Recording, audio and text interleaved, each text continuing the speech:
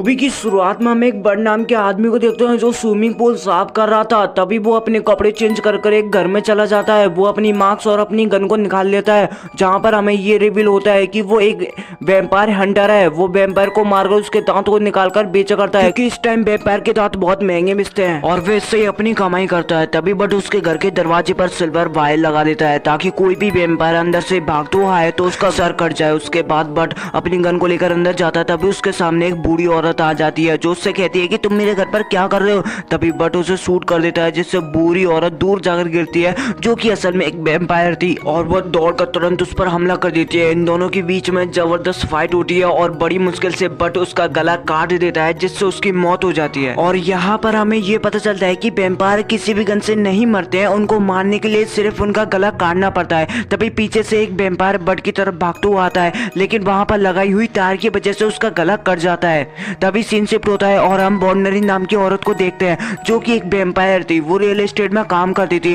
वो अपने प्रोजेक्ट में ऐसी कॉलोनी बनाना चाहती थी जिसमें वैम्पायर ही आकर रह सके। तभी हम देखते हैं कि उसने अपने साथी को मार दिया है, जो कि उसका पार्टनर था। जिसके बाद हमें बट को दिखाया जाता है, जो कि अपने किराए के घर में रहता है। वो अपनी बॉडी पर कुछ पीले रंग का लगाता है, जिससे वैम्पायर उसकी स्मेल को ना सुन सके। तभी बट अपनी बेटी को लेने के लिए स्कूल में जाता है और उसकी बेटी बट को देखकर बहुत खुश होती है। बट उसे रास्ते में आइसक्रीम भी खिलाता है। और बट ने अभी तक अपनी फैमिली को ये नहीं बताया कि वो एक वैम्पायर हंटर है, इसलिए उसकी वाइफ ने उसे छोड़ दिया, क्योंकि वह बहुत ही ज्यादा झूठ बोला करता है। जिसके बाद वो उसे अपनी मोम के घर पर ले जाता है, जहाँ पर बट की वाइफ उससे पूछते है कि तुम्हें आने में इतनी लेट क्यों हो गई। जिस पर बट बताता है कि मैं किसी पुल की सफाई करने के लिए गया था। जिस पर उसकी बीवी कहती है कि मैंने इसी झूठ के कारण तुम्हें छोड़ दिया है। और वह ये भी बताती है कि वो इस घर को बेचने वाली है, क्योंकि उसकी बेटी की फीस अभी तक जमा नहीं हुई है। पर बट बोलता है कि चिंता मत करो, मैं तुम्हें 7 दिनों में स्कूल की फीस लाकर दे दूंगा, मुझे सिर्फ 1 हफ्ते की मोहलत दो। उसके बाद बट एक शॉप में जाता है, जहाँ पर उसका दोस्त उसे अंदर बुलाता है और उससे कहता है कि मैं इन दांतों के तुम्हें $800 ही दूंगा। जिस पर बट कहता है कि बस इतने ही पैसे, यूनियन वाले इससे ज्यादा पैसे देंगे। जिस पर उसका दोस्त बोलता है कि जाओ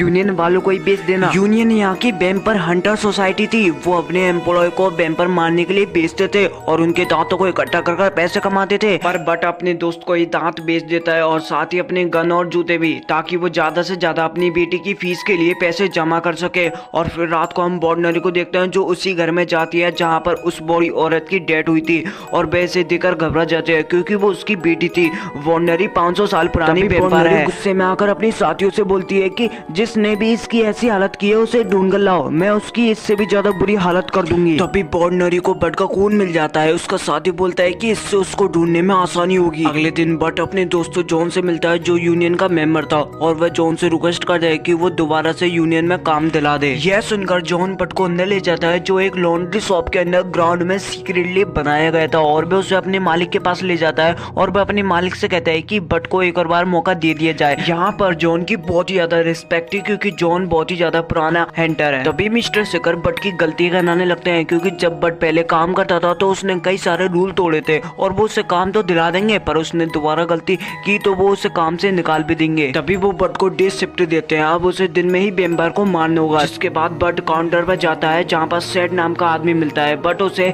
वैम्पायर के दांत देता है। सेठ पहले तो उसे पैसे दे देता है, फिर वापस से उन पैसों को ले लेता है, क्योंकि बट पर यूनियन कंपनी का काफी उधार था। फिर वहाँ पर मिस्टर सिकर आता है और फिर सेठ से कहता है कि यही तुम्हारा पार्टनर है और इसके साथ तुम्हें मिलकर काम करना है। यह सेठ सुनकर मिस्टर सिकर के पास जाता है और वो उससे कहता है कि मैं इसके साथ काम नहीं कर सकता। और वो सेठ से कहते हैं अगर तुम्हें प्रमोशन चाहिए तो तुम्हें इसके साथ काम करना ही होगा। अगर वो कोई भी गलती करे तो मुझे इन्फॉर्म कर देना, जिससे मैं उसे जल्द से जल्द काम से हटा सकूं। अगले दिन सेठ बट के पास जाता है, जहाँ पर बट अपने वेपन बनाया करता था, और वह बट से कहता है कि मैं पहली बार टीम में काम कर रहा हूँ। जिस पर बट कहता है कि चिंता मत करो, मैं तुम्हें पूरा प्रोटेक्ट करूंगा। इसके बाद दोनों एक बेबी वैम्पायर का पीछा करते हैं। बट सेठ से कहते हैं कि बेबी वैम्पायर इंसानों का खून नहीं पीते हैं, वो केवल बिल्ली और चूहे का खून पीते हैं। और तभी वो बेबी वैम्पायर अंदर चला जाता है। तभी बट सेठ से कहता है कि जब तक मैं उस बेबी वैम्पायर को मारना दूं तुम इस गाड़ी से बाहर नहीं निकलना। बट उस बेबी वैम्पायर पर हमला कर ही रहा होता है कि एक वैम्पायर उस पर हमला कर देता है। तभी वहाँ पर सेठ आ जाता है और बट सेठ से अपनी गन मांगता है। तभी सेठ वहाँ पर पड़ी गन को बट को दे देता है, जिससे बट उस वैम्पायर से पीछा छुड़ा देता है और वहाँ पर सभी वैम्पायर को मार देता है और उनके दांत भी इकट्ठे कर लेता है। लेकिन यहाँ पर सेठ काफी डर गया था, जिस पर बट उससे कहता है कि चिंता मत करो, शुरुआत में सबके साथ ऐसा होता है। इसके बाद हम बॉर्डनरी को देखते हैं, जो उस शॉप में जाती है जहाँ पर पहले बट वैम्पायर के दांत बेचा करता था। वहाँ पर आकर वो उन सारे आदमियों को मार दे। इसके बाद बॉर्डनरी बट के दोस्त को टॉर्चर करती है और उससे पूछते है कि इस वेम्पायर के दांत कौन बेचने आया था। तभी वो अब बट का नाम बता देता है, पर फिर भी बॉर्डनरी उसको मार देती है। इसके बाद हम बट को देखते हैं जो अपने घर पर आ जाता है, जहाँ पर उसे एक नई पड़ोसी मिलती है जिसका नाम हैदर है, जो कि एक नर्स है। यह दिखकर बट उसकी हेल्प करता है और इन दोनों की अच्छी जान पहचान हो जाती है। और अगले दिन बट सेट को पिकअप करने के लिए जाता है। तभी बट सेट की डायरी को पढ़ लेता है जिसके अंदर बट की सारी कंप्लेंट लिखी हुई थी। यह देखकर बट उससे कहते हैं अगर मैंने ये रूल नहीं तोड़े होते तो आज हम जिंदा नहीं होते। तो भलाई इसमें ही होगी कि वो ये खबर मिस्टर शिखर को ना बताए। जिस पर सेट कहते हैं कि मैं इस बारे में सोचूंगा कि इस खबर को वो उसको बताए या ना बताए। जिसके बाद बट उसे अपनी दोस्त के शॉप पर ले जाता है, जहाँ पर वो देखते हैं कि उसका दोस्त मर चुका है और उसके दोस्त ने उस वैम्पायर को उसका नाम बता दिया है। सेट यहाँ पर कहता है कि हमें यूनियन वालों को खबर देनी होगी, जिस पर बट उसे रोकता है, पर फिर भी सेट कॉल कर देता है। तभी बट उसका फोन छिड़ाकर उससे कहता है कि अगर तुमने ऐसा किया तो मेरी बेटी कभी स्कूल नहीं जा पाएगी। ये सब मैं अपनी बेटी के लिए कर रहा हूँ। जब मेरी बेटी की फीस जमा हो जाए तो तुम मेरी कंप्लेंट कर देना। यह सुनकर सेट का दिल पिघल जाता है। अब सेट बट से कहता है कि अब मैं तुम्हारी कंप्लेंट नहीं करूंगा। अब रात को बट घर पर जाता है तो वह देखता है हैदर किसी आदमी से लड़ रही होती है और वो आदमी तुरंत खड़ा होकर विंडो बंद कर देता है। और अगली सुबह इन दोनों को खबर मिलती है कि जहाँ पर बॉर्डनरी कॉलोनी बना रही है वहाँ पर बहुत सारे वैम्पायर्स मौजूद हैं। यह सुनकर बट सेट के साथ वहाँ पर पहुँच जाता है और यहाँ पर 2 वैम्पायर हंटर और मौजूद थे। और बट उनसे कहते हैं कि अगर तुम यहाँ पर शिकार करने आए हो तो यहाँ से चले जाओ। जिस पर वो दोनों बट को एक ऑफर देते हैं। वो कहते हैं कि हम सब मिलकर काम करेंगे और जो उन दांतों से प्रॉफिट बनेगा उसको हम बांट लेंगे।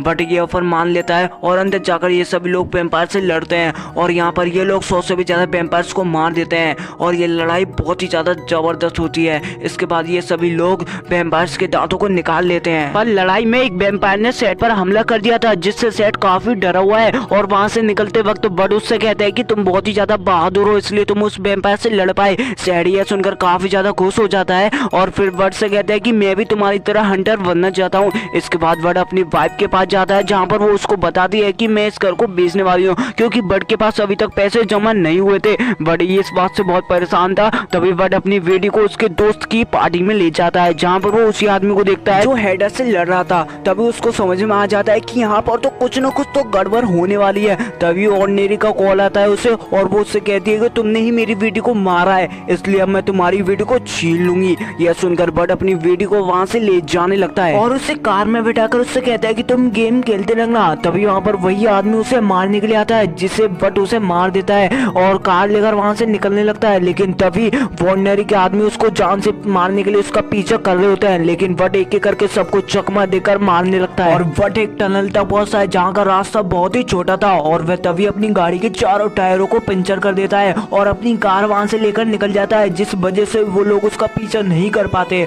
और जब वो अपनी बेटी को घर पहुंचता है तो वो देखता है कि वहाँ पर ऑर्डिनरी है जिसने उसकी बीवी को किडनैप कर लिया है और बट की बीवी उससे पूछते है कि यहाँ पर क्या चल रहा है, जिस पर बट अपनी सारी सच्चाई बता देता है और कहता है कि मैं एक वैम्पायर हंटर हूँ और ये सब वैम्पायर है और ये किसी वजह से मुझे बदला लेने के लिए आए हैं। तभी ऑर्डिनरी बोलते हैं कि इसने मेरी बेटी को मारा है और अब मैं इसकी बेटी को वैम्पायर बनाकर उसकी माँ का खून पिलाऊंगी, जिससे उसको पता चलेगा कि किसी को कोने में कितना दर्द होता है। तभी वहाँ पर बट सेट को देखता है जिसको उन्होंने काट लिया था। तभी वो लोग बट पर हमला कर देते हैं और वो उससे बेहोश हो जाता है और उसकी वाइफ और बेटी को ले जाते हैं। और जब बट की आंखें खोलती हैं तो वो अपने सामने सेट को देखता है जो एकदम वैम्पायर बन चुका था। सेट जब अपने शीशे में अपने दांतों को देखता है तो वो पूरी तरह से गायब हो जाता है और बट से कहता है कि मैं पूरी तरह से वैम्पायर बन चुका हूँ और मुझे खून पीना है। और वो तभी बट की तरफ आगे बढ़ता है, लेकिन तभी बट उसका गला काट देता है। लेकिन गला काटने के बाद भी सेट जिंदा था और वह बट से कहता है कि आखिर तुमने ऐसा क्यों किया, भला मैं तुम्हारा पार्टनर हूँ, भला मैं तुम्हें कैसे खा सकता हूँ। फिर वो अपना गला अपनी बॉडी से जोड़ता है और कहता है कि हमें यहाँ से जल्दी से निकलना होगा। और उसके बाद बट हैदर के पास जाता है जो उसकी पड़ोसी थी और वो उससे पूछता है कि तुमने आखिर मुझे धोखा क्यों दिया। तभी वो बताती है कि ऑर्डिनरी ने मुझे जबरदस्ती वैम्पायर बनाया है और उसने मुझे गुलाम बनाकर रखा है, उसने ही मुझे यहाँ पर तुम्हारी जानकारी लेने को भेजा था और अब मैं उससे बदला लेना चाहती हूँ। और तभी हैदर सेट को ब्लेड देती है जिससे वो अपना गला ठीक कर लेता है। जिसके बाद वो तीनों ऑर्डिनरी के अड्डे पर पहुंचते हैं जहाँ पर बहुत सारे वैम्पायर होते हैं और वो उनसे फाइट करने लगता है, पर वो वैम्पायर बहुत ही ज्यादा थे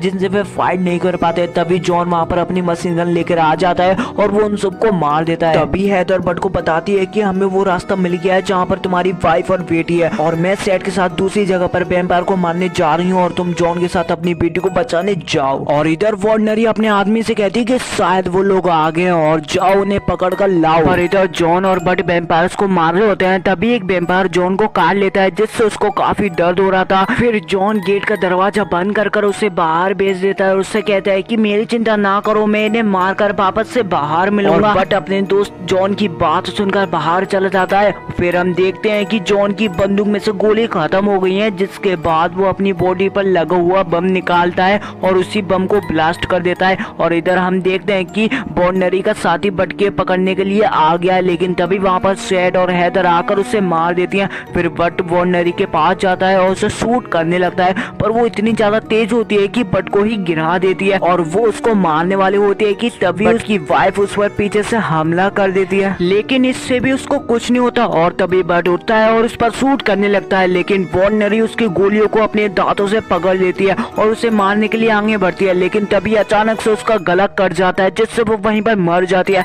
क्योंकि बट ने उसे शूट करने से पहले ही वहां पर सिल्वर वायर लगा दी थी जिससे वार्नरी मारी जाती है। और बट अपनी फैमिली को लेकर बाहर निकलता है और इस लड़ाई में जॉन मारा जाता है और उसकी कैफ बट सेट को दे देता है क्योंकि वो उसका हकदार था। तभी सेट कहता है कि अब मैं तुम्हारा पार्टनर ही बनना चाहूंगा और हम अब भी बहुत ज्यादा ज़ॉम्बी को मारेंगे। और सेट हैदर के साथ चला जाता है। तभी बट की बीबी उससे कहती कि अच्छा तुम ये काम करते हो, और वो उसके साथ अब रहना चाहती थी। और बट काफी खुश था क्योंकि उसकी फैमिली उसके साथ आ गई है। और यहीं पर इस मूवी का डी हैंड होता है guys. Thanks for watching guys.